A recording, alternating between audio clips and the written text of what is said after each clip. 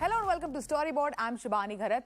The 70th Cannes Lions Festival of Creativity concluded last week, where the creme de la creme of advertising and marketing flocked the French Riviera.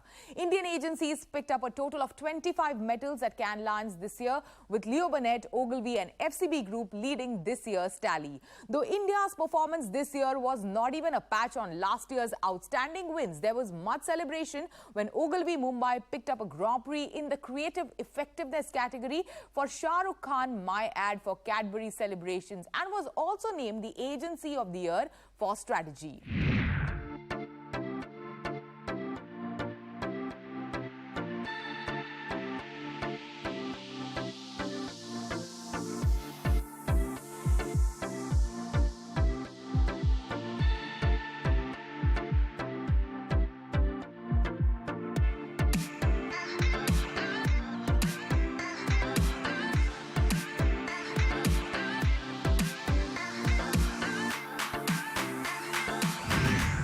How does it feel? The first Grand Prix of the year. Woo! And for creative effectiveness, right? The ultimate test of a creative idea. Come on, tell us more about it. Absolutely. It's the highest ranking Grand Prix amongst the hierarchy of Cannes Lions, and this feels fabulous. Yeah, it's amazing. It's amazing. I mean, thank you, Shah Rukh Khan. For making 250,000 ad campaigns or one campaign. Thank you, Shah Rukh. Thank you. Thank you to our teams back home. Yes, and to all the teams who are watching from the office, we love you. Team India. Yes, Team love India. you. Now, two agencies struck gold. FCB Group picked up one on the second day for untangling the politics of hair for stir in the industry craft category, and Leo Burnett backed a gold for 175 replayed for Airtel on the fourth day in the brand experience and activation category. Congratulations, Raj, Dheeraj. What an awesome win. Tell us more. Tell us what you're feeling, everything that's going on right now. A big win for India. Yeah, can you see the line or not? No, I think it's amazing. It's really amazing. You know, 175. It's been a long project. I think it's 2 years in making, and some grey hairs of Dheeraj, and Spiky lost some hair, length of the hair, and yeah, it's amazing because you're creating the history back, but it's you're proud of it. The world understand what you feel when you made this, when you made Kapil Dev back to action and seeing the young Kapil Dev making that 175. And this is the proof to that. Dheeraj, give us a reaction. Tell us. So, tell us I mean, everything. obviously it's a fantastic feeling, right? You can see I'm getting goosebumps. And honestly, because I was so part of this production, I learned CG pretty much on how to do on this. But when we were doing the project, right, what we were motivated was that how can tech help bring a part of cultural history back to India. And that's what we are fascinated about. We are not fascinated about pure tech, pure data, pure AI. But how can AI, how can data, how can tech solve for larger human problems in markets such as India? And if you look at, that's the theme which is playing for us through the Cannes Lions this year. So this is for bringing a cultural part of history back. What we are winning for Lay's, right? A lot of silvers across categories, Pepsi, Biochar and Smart Farm that Raj has been personally working on is again about using tech and data to solve for farmers, right? The people who put food on our table. So I think that's really the vindication for us. We've been building this agency for last 5 years. This is what we wanted to build. We wanted to win for sustainability, for data, for tech, for activation, for innovation. So say 30 shortlists, right? 11 huge amount of conversions. I'm happy. We could go back today. Now, wins apart, we had a lot of interesting conversations around this year's Cannes Lions, and two of them are in this week's episodes. Both conversation with powerful women at the helm of iconic agencies. First one is with Kristen Cavallo, Global CEO, MullenLowe Group, and here she decodes the future of creativity and the business of creativity. Listen in. Hello and welcome to CNBC-TV18. Kristen, it's lovely to have you here. Thank you for having me. So we are at, of course, the Mecca of creativity, Cannes Lions. I want to just quickly ask you, what are some of the key trends in media, advertising, marketing that you have your eye on, and something that you've been sort of talking to clients about? What's on your radar right now? Sure.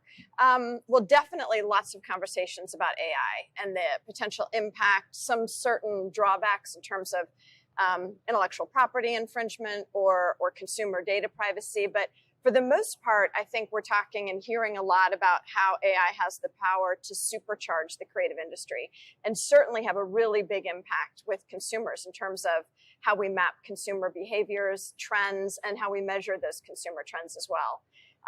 The other big thing that I feel like I'm hearing a lot about is influencer marketing. Mm-hmm. And certainly that's going to have a huge impact on India. You have such a youth culture and such a large target audience that really, when something happens there, you're setting the trends for the rest of the world. Sure. So that's really exciting. Mm-hmm. Mm-hmm. But it's interesting you mentioned, of course, we'll come to the bit about AI, but a little bit about influencer marketing first. We're seeing a lot of regulation come in. There's lots of scrutiny, whether it's, brand messages going with the right influencer, and also in terms of government regulations, and they're under the scanner right now. What are you sort of hearing on that front? What's happening there? If you could give me a global perspective, perhaps, and how that affects what you do. Sure.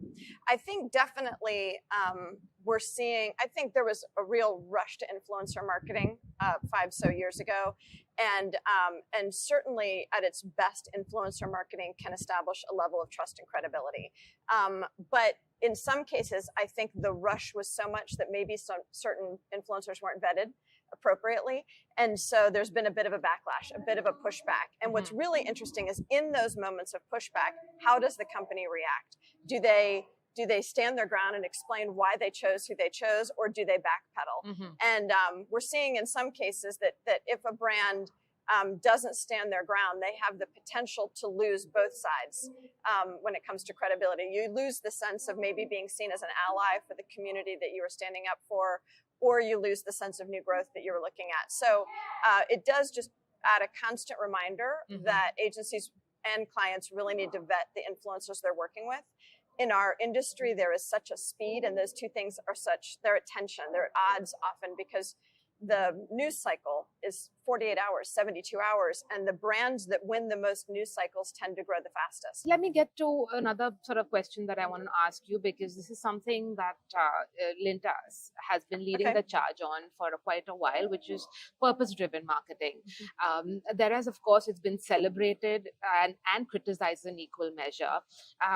Where do you see purpose in advertising going in the coming months, coming years, given that it's been such a dominant theme for the past decade, but we've also seen some pushback? We have seen some pushback. The interesting thing is the pushback tends to be from the older generations. The younger generations, who tend to buy with more purpose orientation in mind, they tend to buy the brands that take a stand. I know that that's one of the things, a phrase that Lintas uses quite a bit, brands that take a stand. And I think that the youth market does believe that they don't have to choose between a brand that stands for something and what they choose to purchase. And so I believe that it's going to continue.